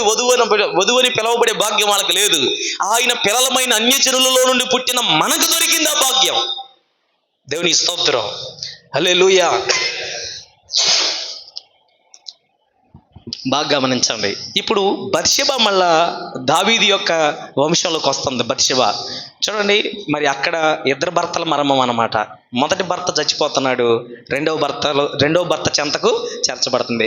దావీదుని గమనించిన అబీగైలు కూడా తన భర్త అయిన నాబాల్ చచ్చిపోయాడు, దావీదు దగ్గర చేర్చబడుతుంది. ఇప్పుడు చూడండి, ఈ ఆయన పెండ్లి కుమార్తె మనకు కూడా మొదటి భర్త సాతాను అయ్యాడు. మనం పుట్టక మునిపే వాడు పాపం చేత అపరాధాల చేత వాడు మనం కైవసం చేసుకున్నాడు. వాడి చేతుల్లో నుండి మనల్ని విడిపించి ఆయన మనకు భర్త అయిపోయాడు. కృపచేత ఆయన మనకు భర్త అయిపోయాడు. ఈయన రెండవ భర్త. కాబట్టి ఇద్దరు భర్తల మర్మం ఇక్కడ మనం చూడగలం దేవుని వాక్యంలో గమనిస్తే. అక్కడ మనం చక్కగా స్పష్టంగా అర్థమవుతుంది అన్నమాట. మొదటి భర్త చంపివేయబడ్డాడు. చూడండి, మరి దావీదుకి భార్యగా మరి బత్షెబ చేర్చబడతా ఉంది. ఇప్పుడు చూడండి, దావీదుకు ముందుగా వివాహమైన వాళ్ళకి పుట్టిన పిల్లలు చాలా మంది ఉన్నారు, కానీ వాళ్ళెవరు ఎన్నుకోలే. దావీదు తర్వాత బత్షెబకు పుట్టిన సొలొమోన్ని దేవుడు ఎన్నుకున్నాడు. ఈ సొలొమోనుకి దావీదులోంచి వచ్చిన సొలొమోనుకి పుట్టిన సంతానములో నుండి ఇప్పుడు ఎవరు వస్తున్నారంటే ప్రభు అయిన యేసుక్రీస్తు. ఆ ఒక్క మాట చదివి ప్రార్థన చేసుకో. ఉరియా భార్యగా నుండిన ఆమె యందు దావీదు సొలొమోను కనెను. సొలొమోను రెహబామును, రెహబాము అబియాను, అబియా ఆసాను, ఆసా యెహోషాపాతును, యెహోషాపాతు యెహోరామును, యెహోరాము ఉజ్జియాను, ఉజ్జియా యోతామును కనెను, యోతాము ఆహాజును కనెను, ఆహాజు హిజ్కియాను కనెను, హిజ్కియా మనష్యాను కనెను, మనష్యే ఆమోనును కనెను, ఆమోను యోషియాను కనెను. యూదులు బబులోను కొనిపోబడిన కాలంలో యోషియా యొకన్యాను అతని సోదరులు కనెను. బబులోను కొనిపోబడిన తర్వాత యొకన్యా షయల్తీయేలు జెరుబాబేలు కనెను, జెరుబాబేలు అబీహూదును కనెను, అబీహూదు ఎలియాకీమును కనెను, ఎలియాకీము ఆజోను కనెను, ఆజోరు సాదోకును కనెను, సాదోకు ఆకీమును కనెను, ఆకీము ఎలీహూదును కనెను, ఎలీహూదు ఎలియాజును కనెను, ఎలియాజరు మత్తానును కనెను, మత్తాను యాకోబును కనెను, యాకోబు మరియా భర్త అయిన యోసేపును కనెను. ఆమె యందు క్రీస్తు అనబడిన యేసు పుట్టెను. చూడండి, అన్ని జనులమైన మన పట్ల దేవునికి అంత గొప్ప ప్రణాళిక దేవుడు కలిగి ఉన్నాడు. అసలు ఈ తరంలో, ఈ కాలంలో అన్ని జనులమైన మనం యేసు ప్రభువుని తెలుసుకోవటం మన జీవితాలకు దేవుడు దొరికిన గొప్ప భాగ్యం. అంత మాత్రమే కాదు, మరి ఆయన యొక్క పెండ్లి కుమార్తెను సిద్ధపరిచే భాగ్యం కూడా మనకే దొరికింది. అది దేవునికి స్తోత్రం. అర్థమైందా? అన్యులలో నుండి ఆయన కొనిపోయే పెండ్లి కుమార్తెను సిద్ధపరిచే భాగ్యం కూడా మనకే దొరికింది. కాబట్టి ఆ హేగేలో మనమే, ఆ షండు మనమే. హేగే అనే మాటకు అర్థం ఏంటంటే నపుంసకుడు అని అర్థం, పాపానికి పనికిరానుడు అని అర్థం. మరి చూడండి జాగ్రత్తగా, మరి ఎస్తేరు గమనిస్తే, ఎస్తేరు ఆమె రాజు నిర్ణయించిన అలంకారం తప్ప తన సొంత అలంకారం ఏది ఆమె పెట్టుకోలేదు. మిగిలిన వాళ్ళందరూ ఎక్స్ట్రా పెట్టుకున్నారు. వాళ్ళు రాజు చేత వాళ్ళు తృణీకరించబడ్డారు. అసలు రాజు దృష్టి వాళ్ళ మీద పడలా. వాళ్ళందరినంతా ఉంపుడు గత్తెల్లో పంపించేసాడంట, అక్కడ పెట్టేసాడంట. కానీ ఎస్తేరు మీద ఏం కలిగింది? దయాదాక్షిణ్యములు పొందెను, దేవుని దయ పొందెను. చూడండి, ఆ రాజు దయ పొందింది ఎస్తేరు. ఎలాగంటే మరి తనకు తానుగానే ఉంది తప్ప మరి వాక్యము కానిది ఏది ఆమె తెచ్చిపెట్టుకోలేదు, వాక్యములు లేనిది ఆమె పోగొట్టుకోలేదు. ఈ రోజుల్లో చాలామంది, చాలా సంఘాలు ఏమి నమ్ముతున్నారంటే చెవు పోగులు, ముక్కు పోగులు, ఉంగరాలు, బంగారాలు, ఈ తాళ్ళు బోళి అన్నీ తీసేస్తే పరలోకం వెళ్ళిపోతాం అనుకున్నారు. అలాగే వెళ్ళలేము. ఇవన్నీ తొలగించిన తర్వాత ధరించుకోవలసిన లేఖనాలు ఉన్నాయి. ఈ వాక్యం అంతా మన మీద ధరించబడాలి. కాబట్టి అలంకరణ తీసేయటం ఒక ఎత్తు అయితే, ఈ వాక్యం చేత అలంకరించబడటం మరొక ఎత్తు. కాబట్టి ఈ రోజుల్లో చాలామంది ఏమి నమ్ముతున్నారంటే అలంకారం తొలగించేస్తే చాలు, మేము ఇంకా పరలోకం వెళ్ళిపోతాం, మేము ఇంకా దేవుని పోలికలోకి వచ్చాం అని అనుకుంటున్నారు. లేదు, ఈ బాహ్యాలంకరణ తొలగిపోయాక వాక్యము చేత మనం అలంకరించబడాలి. అదే రాజు నిర్ణయించిన అలంకారం. మన రాజు అయిన ప్రభు అయిన యేసు ఈ 66 పుస్తకాలు మనకు అలంకారంగా ఇచ్చాడు. ఈ వాక్యం చేత మనం అలంకరించబడి, సంఘాన్ని అలంకరించబడి, మనందరం కూడా మధ్యాకాశంలో ఆయన కలుసుకోబోతా ఉన్నాం. ఆయనతో యుగయుగాలు ఉండబోతున్నాం. ఈ కట్టిన మందిరాలు, నేను కట్టినా, సురేష్ అన్న కట్టినా, ఎవరు కట్టినా, ఇవన్నీ రేపు అన్యుల చేతులకు వెళ్ళిపోబోతున్నాయి. మనం ఎత్తబడి ప్రభు దగ్గరికి మనం వెళ్ళబోతున్నాం. దేవుని స్తోత్రం, హల్లెలూయా. కాబట్టి ఇప్పుడు దాకా ఒక మందిరం కూడా కట్టుకోలేకపోయామని బాధపడే వాళ్ళు కూడా ఉంటాం. మనం చాలా మంది మన జీవితంలో బాధపడతాం. ఒక్క సేవను బట్టి బాధపడతాం. అయ్యో నాకు ఇంకా ఎక్కువ బ్రాంచ్లు ఇవ్వని, లేకపోతే ఎక్కువ సేవలు ఇవ్వని బాధపడతాం. కాబట్టి ఎన్ని మందిరాలు ఉండ అన్ని వదిలిపెట్టి పోవాల్సిందే. మన అసలు గమ్యం అది. ప్రభు దగ్గరికి మనం వెళ్ళబోతున్నాం. మన నిత్య స్థానం అది. కాబట్టి దైవజనమ, మరి దేని బట్టి మనం కృంగిపోక, దేవుడిచ్చిన ఈ భాగ్యాన్ని బట్టి ప్రభు కృపలో మనం ఇంకా ముందుకు కొనసాగుతూ దేవుడు మనల్ని నడిపించును గాక. దేవుడు అట్టి కృప మనకు దయచేయను గాక. చిన్న ప్రార్థన చేస్తాను. పాస్టర్ గారి సమయం ఇస్తాను. పాస్టర్ గారు మాట్లాడతారు. చిన్న ప్రార్థన. ప్రేమ కలిగిన మా తండ్రి, మీకు స్తోత్రాలయ్యా. నాయన, ఇప్పటి వరకు అన్యజనులమైన మాకు ఎంత భాగ్యం ఉందో, ఎంత కృప ఉందో.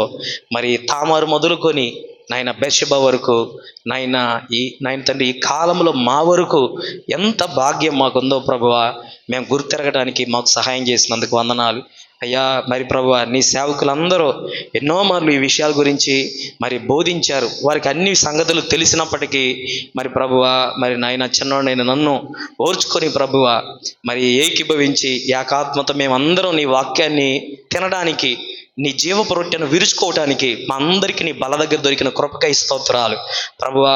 నాయన, ఈ యొక్క రూబెన్ మినిస్ట్రీస్లో ఉన్న నాయన సేవకులమైన మా అందరి కుటుంబాలను దీవించండి నాయన. దైవజనులందరి కుటుంబాలు దీవించండి. ఒక్కొక్క సేవలో ఒక్కొక్క పోరాటం, ఒక్కొక్క సమస్య, ఒక సమస్య వెళ్ళిపోయాక మరొక సమస్య ప్రభువా. ఎక్కడ కాలు నిలుపుకోవాలో అర్థం కాని పరిస్థితులు ఎన్నో మా అందరి జీవితాలకు వచ్చిన ప్రభువా, నువ్వు చేయి విడవకుండా ఎంతవరకు ఆదుకున్నందుకై స్తోత్రాలు. నీ పిలుపును బట్టి వందనాలు, నీ ఏర్పాటును బట్టి స్తోత్రాలు. జగత్తు పునాది వేయబడక మునిపే ఆ రాహాబు పేరు నీ గ్రంథంలో ఎలాగుందో, ఆ తామారు పేరు నీ గ్రంథంలో ఎలాగుందో ప్రభువా, బర్షెబా పేరు ఎలాగ నీ గ్రంథంలో ఉందో ప్రభువా, మరి అలాగే నాయన మరి ప్రభువా, ఇదిగో నీ వాక్యం రాయబడినట్లుగా రూతు యొక్క పేరు ఎలాగో రాయబడి ఉందో ప్రభువా, మరి అలాగే మా పేర్లు కూడా గొర్రెపిల్ల జీవ గ్రంథంలో అక్కడ రాయబడినందుకే స్తోత్రం ప్రభువా. మాకు సేవ కంటే ప్రాముఖ్యం నాయన, మేము నీ యొక్క కృపచేత కొనిపోబడుటయే, ఎత్తబడుటయే, ఏలియా వలె, హానోకు వలె ఎత్తబడుటయే మాకు అసలైన మరి ప్రభువా పని అయి ఉన్నది ప్రభువా.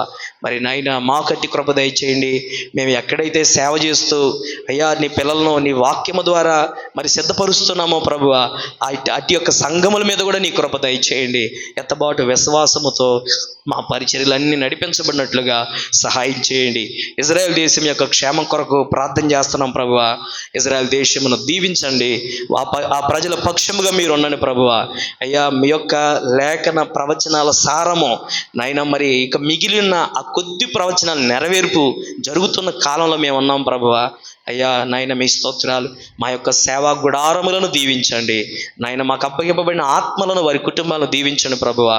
అయ్యా, మీ స్తోత్రాలు. పెద్దలు నమ్మి ఈ అవకాశం ఇచ్చినందుకు వందనాలు నాయన. యేసరత్నమయ్య గారికి నాయన, అలాగే డేవిడ్ అనకి ప్రభువా మంచి ఆరోగ్యాలు మీరు దయచేయండి.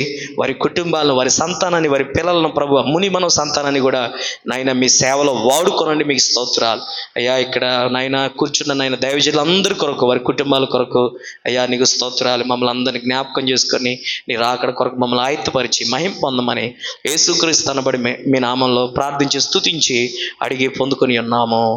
ఆమేన్.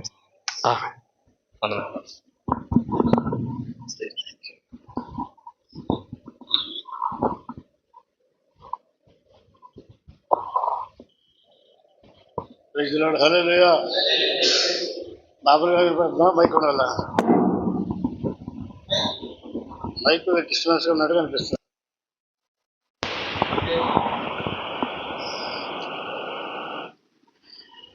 మన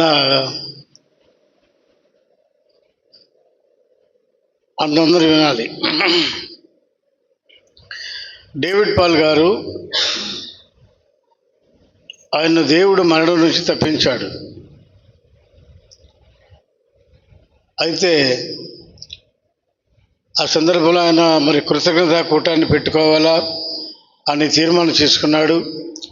దానికి మనల్ని అందరినీ కూడా పిలవాలని ఆశపడ్డాడు. 4వ తారీఖు అని చెప్పి అనుకున్నాడు ముందు. వారి చెల్లెళ్ళు వాళ్ళని పిలిస్తే వాళ్ళు ఏమన్నారంటే, వాళ్ళు కాదు, ఆదివారం మధ్యలో ఉంది కదా, దానికి ఇబ్బందికరంగా ఉంటుంది, కనుక మీరు ఆ తర్వాత పెట్టండి అని అన్నారు. తర్వాత 9వ తారీఖు నుంచి అనుకున్నాడు. 9వ తారీఖు అనే మాట కొంతమందితో చెప్పాను, నేను అందరితో కాదు. కానీ నిన్న సాయంత్రం ఫోన్ చేసి 9 కాదు, అది 10వ తారీఖు మార్చబడింది అన్నారు ఆయన. 10వ తారీఖు గురువారము ఆయన మరి వాళ్ళ ఇంటి ముందు జరిగే ఆ స్థలంలో ఏర్పాటు చేయబడ్డటువంటి ఆ కృతజ్ఞతా కూటానికి దైవ సేవలు మన అందరూ కూడా ఆహ్వానించారు. అందరం కూడా వెళ్ళడానికి తీర్మానం చేసుకోవాలని మనం చేస్తూ ఉన్నాను. మనం వెళ్ళడానికి ఒక మార్గం ఉంది.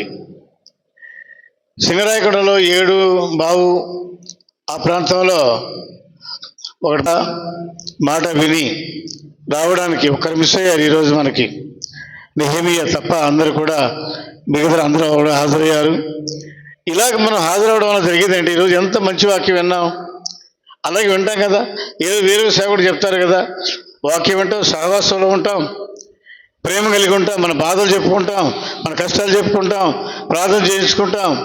మంచి సమయం ఇది. నెలకో పర్యాయం మనం కలుసుకోవడం అనేది. ఎవరు కూడా మిస్ కాకుండా 10:30కు ఎక్కడ ప్రారంభించిన 10:30కు అందరూ కలుసుకునే విధంగా సిద్ధపడండి. రేపు వచ్చే వారం అంటే నవంబర్లో డేవిడ్ పల్లయ్య గారు ఖచ్చితంగా వస్తున్నారు. ఆయన అయితే ఎక్కడ మీటింగు, ఎవరు తీసుకుంటారు ఆ మీటింగు అనేది డిసైడ్ అయితే అందరూ ఇక్కడే ఉన్నాం కనుక మనందరికి తెలిసిపోతుంది. చెప్పండి, మీరు పెట్టుకోండి. ఆ మీటింగు మరి సేవకుల మీటింగ్ ఉంటుంది. రూహనయ్య గారు కూడా, మరి డేవిడ్ పల్లయ్య గారు, అమ్మగారు వాళ్ళు కూడా వస్తారు ఆ మీటింగ్కి. అందరూ కూడా రావాల్సిందిగా మనం చేస్తున్నాను. దాని గురించి వివరాలు మళ్ళా తర్వాత రేపు మనం డేవిడ్ పల్లయ్య గారితో మాట్లాడిన తర్వాత మళ్ళీ మీతో చెప్తాను. కాబట్టి ఇంతవరకు దీవెనకరంగా ఈ మీటింగ్ జరగడానికి ప్రభు సహాయం చేశారు. దేవుడు మంచి వాక్యాన్ని మనకిచ్చాడు. ఈ తర్వాత విషయాలు మన స్థానిక సంఘ కాపురి సురేష్ గారు వచ్చి మాట్లాడాల్సిందిగా ప్రభుపేట ఆయన ఆహ్వానిస్తున్నాను.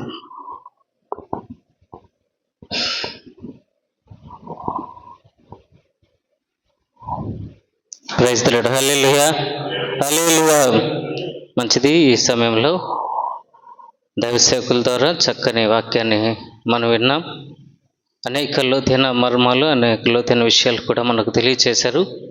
ఆ పక్షాన, సంఘ పక్షాన, అదేవిధంగా దైవ సేవకుల పక్షాన వారికి హృదయపూర్వక వందనాలు తెలియచేస్తున్నాను.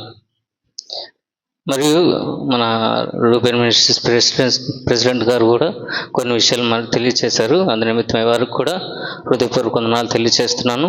దేవుడు చక్కగా ఈ ప్రాంతంలో జరిగించినందుకు నేను ఎంతగానో సంతోషిస్తున్నాను. మీరందరూ కూడా వచ్చినందుకు కూడా నేను దేవునికి హృదయపూర్వక వందనాలు తెలియచేసుకుంటున్నాను. దేవుడు మనల్ని అందరినీ దీవించి ఆశీర్వదించును గాక. హల్లెలూయా. సమయంలో చివరిగా నేను ఒక మాట తెలియచేస్తాను. మనం అది చివరి ప్రార్థన ఆశీర్వాదమైన తర్వాత మనకు భోజనాలు ఏర్పాటు చేసి ఉండవు. కాబట్టి ప్రతి ఒక్కరు కూడా భోజనం చేసుకుని దీవించి ఆశీర్వదించాలని ప్రేమపూర్వక తెలియచేసుకుంటూ ఈ మాటలు నేను ముగిస్తున్నాను. ప్రార్థన చేసుకుందాం. అందరు కళ్ళు మూసుకుందాం. మహోన్నతుడా, జీవం కలిగిన మా యేసయ్య, కనుడా, గొప్ప దేవుడా, మీ పరిశుద్ధ ఘననామానికి మహిమ, ఘనత, ప్రభావాలు చెల్లిస్తూ ఉన్నాను. మీ అద్భుత ప్రేమలో మమ్మల్ని జ్ఞాపకం చేసుకొని ఆశీర్వాదించి ఈ 2024వ సంవత్సరము ప్రారంభ మాసం జనవరి నుండి సెప్టెంబర్ మాసం వరకు కాచి కాపాడి తిరిగి అక్టోబర్ మాసం ప్రభా ఈరోజు అయా 7వ తారీఖు ఆ ప్రియులు మీ కుమారుడు అయా నాన్న కందుకూరులో దేవుని పరిచరిస్తున్నటువంటి దైవ సురేష్ పాస్టర్ గారి ముందు రావడంలో రూబెన్ మినిస్ట్రీ దైవ సేవలు మేమందరూ కూడా సమకూడి అయా నాన్న ఇక కూడికి తగ్గించుకోవడానికి మిరిచిన శ్రేష్ఠ సమయం కొరకు ప్రార్థన చేస్తూ ఉన్నాను. పాటలు పాడిన వారు, వాద్యాలు వాయించిన వారు, ఇక్కడ చేరిన ప్రతి సేవకుని బట్టి, వారి కుటుంబాన్ని బట్టి, వారి సంఘాలను బట్టి ప్రార్థన చేస్తున్నాను. దీవించి ఆశీర్వాదించి వారి ద్వారా ఘనత పొందమని వేడుకుంటూ ఉన్నాం. మేము ఈ రీతిగా సమకూర్చబడటానికి మమ్మల్ని ప్రోత్సహించి ఈ మినిస్ట్రీని కొనసాగించేందుకు మమ్మల్ని ధైర్యపరిచి నేను నడిపిస్తున్న మా ప్రియులు మీకు డైరెక్టర్గా బట్టి విషయం తెలుస్తున్నాను. డేవిడ్ పల్లయ్య గారిని దీవించండి. వారి సత్యమణి మీ కుమార్తె అయిన ప్రశాంతి పాపను కూడా దీవించి ఆశీర్వదించండి. రివ్యూ మినిస్ట్రీ కొనసాగింపు చేయుటకు ఆర్థికపరమైన సంగతులు ఉన్నాయి. అవన్నీ నెరవేర్చే క్రమంలో వారికి మీరు తోడు ఉండి వీటికంటే గొప్ప కార్యాలు మీ కొరకు చేయడానికి వారి పురికొల్పి ఆశీర్వదించండి. ఈ మధ్య కాలంలో ప్రభావారినైనా హార్ట్ అటాక్ వచ్చి ఇబ్బందికరమైన పరిస్థితులు కొనైనా ఆయా కష్ట స్థితిలో మీరు వారిని దర్శించిన ఆయుష్ని బట్టి ఆరోగ్య వందనాలు. అయ్యా అధిక మంచి ఆరోగ్యం ఇచ్చి మీకు స్థితి చెల్లిస్తున్నాను. రేపు 10వ తారీఖునైనా విజయవాడలో వారి యొక్క స్వగృహం దగ్గర కృతజ్ఞత కూడిక జరుగుతుండగా అందుకు మమ్మల్ని అందరూ ఆహ్వానిస్తుండగా మేమందరూ కూడా వెళ్ళడానికి ఆ కార్యక్రమం దీవెనకరంగా జరగడానికి మంచి వాతావరణాన్ని అనుకూలపరిచి మమ్మల్ని మేమందరూ కూడా ఏ అభ్యంతరాలు ఆటంకాలు లేకుండా 10వ తారీఖు గురువారము మేము వెళ్ళడానికి అనుకూలత నింపని వేడుకుంటూ ఉన్నాను. అలాగే ప్రభావం మీకు స్థితి చెల్లిస్తున్నానయ్యా. అయ్యా ప్రత్యేకనైనా అయ్యా మరి ఇక ప్రతి మాసం కూడా వారిని మాకు పవిత్ర సహాయం బట్టి మీకు స్థితి చెల్లిస్తున్నాను. వారిని బలపరిచి మీ పనిలో ఇంకా బలముగా వాడుకోమని వేడుకుంటూ ఉన్నాను. అయ్యా ప్రత్యేకంగా ఈరోజు వర్తమానం మంది చెప్పి దాసులైన మా ప్రియులు అయ్యా దాని సామర్థ్యాన్ని బట్టి స్థితి చెల్లిస్తున్నాను. వారిని దీవిస్తూ ఆశీర్వాదిస్తూ వారి పరిచర్యను కుటుంబాన్ని బిడ్డలను దీవిస్తూ సంఘాన్ని దీవిస్తూ ఆశీర్వాదిస్తూ క్షేమాభివృద్ధిని కలుగు చేస్తూ ఈ మధ్యకాలం వారి పిల్లలందరూ కూడా జ్వరాలు అనారోగ్య హాస్పిటల్కి వెళ్ళారు. దేవా మీరు దర్శించి శనివారం వారి గృహానికి చేర్చారు. మరి ఏ అవరోధం కలగకుండా ఏ అనారోగ్యం సోకకుండా కుటుంబాన్ని దీవిస్తూ ఆశీర్వాదిస్తూ మీ ప్రేమల ముందు కొనసాగింపు చేయమని వేడుకుంటున్నాను. మరొకసారి దైవసేవలందరి కుటుంబాలని దీవిస్తూ వారి కుటుంబంలో నెమ్మది క్షేమాన్నిస్తూ బలపరచమని ప్రత్యేకంగా ఈ కూడికి ఏర్పాటు చేసినటువంటి స్థానిక సంఘం సురేష్ గారిని వారి సంఘాన్ని ఆయా కుటుంబాన్ని పిల్లలు దీవిస్తూ ఆశీర్వాదిస్తూ మీ నామ ఘనత కొరకునైనా ఈ మందిరంలో వారు చేసే ప్రతి పరిచర్యను ప్రతి కార్యమును దీవిస్తూ ఏ ఉద్దేశంతోనైనా పని చేస్తున్నారో పైన ఆ ఉద్దేశం నెరవేర్చుకున్నట్టుగా మీ సాయం కోరుకుంటూ కావలసిన ఆర్థిక వనరులు సమకూర్చి కుటుంబాన్ని మేలు చేస్తూ మీరు దీవించి ఆశీర్వాదించమని నాయన మీ యొక్క సహాయం కోరి వేడుకుంటూ ఇప్పుడు అందరికీ ఏర్పరిచి భోజన ఏర్పాటుని పరిశుద్ధపరిచి పవిత్రపరిచి అయ్యా అందరికీ సమృద్ధిగా తిని తృప్తి పొంది ఈ కుటుంబాన్ని దీవించలాగున సహాయాన్ని కోరుకుంటూ మా తిరుగు ప్రయాణం మీ భద్రత కోరుకుంటూ యేసుక్రీస్తు వారి శ్రేష్ఠ నామములో అడిగి ప్రార్థించి పొంది ఉన్న మా ప్రియ పరలోకపు తండ్రి, మన తండ్రి అయిన దేవుని ప్రేమ,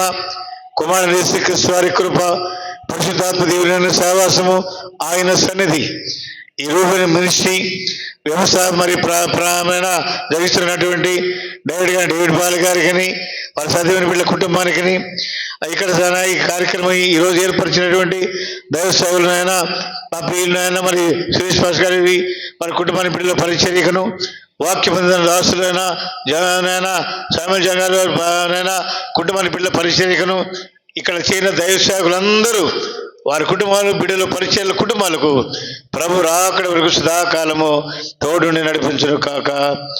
ఆమీన్, ఆమీన్, ఆమీన్. అందరికీ ఉన్నారు.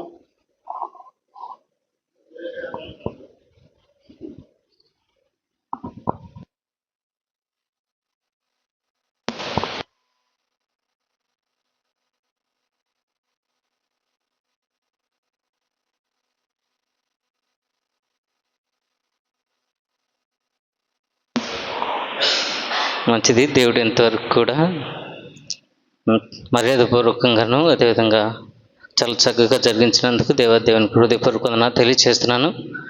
సంఘ పక్షాన ఒక చిన్న ప్రార్థన విన్నపము, పైన ప్రేయర్ టవరు, అదేవిధంగా రెండవదిగా చిన్నపిల్లల పరిచర్య కొరకు సండే స్కూల్ కొరకు ఒక రూమ్ ఏర్పాటు చేయాలని మేము మొదటి ప్రారంభం చేశాం. దేవుడు దాన్ని కొనసాగిస్తున్నారు. ఇంకనూ ఆర్థికపరమైన పరిస్థితులు చాలా అవసరం ఉన్నది కాబట్టి మీరందరూ కూడా వ్యక్తిగతంగా మా పరిచర్య కొరకు అదేవిధంగా చేస్తున్న పని కొరకు ఆర్థికంగా ప్రతిదీ సమకూరులాగా మీ అందరూ ప్రార్థనలో జ్ఞాపకం చేసుకోవాలని నేను మరి కోరుతూ, అదేవిధంగా మా కుటుంబము కూడా మొత్తము సంఘ పరిచర్యలో ముందుకు వెళ్ళాలని చెప్పేసి ఎంతగానో ఆశపడుతున్నాను. కాబట్టి ఈ ఈ మాటలన్నీ కూడా, ఈ విషయాలన్నీ కూడా మీ యొక్క వ్యక్తిగత ప్రార్థనలో జ్ఞాపకం చేసుకోవాలని మరి కోరుకుంటూ ఈ మాటలు నేను ముగిస్తున్నాను. దేవుడు ఈ మాటలు తన వెనుకల్లో దీవించి ఆశీర్వదించును గాక. ఆమేన్. అందరికీ వందనాలు.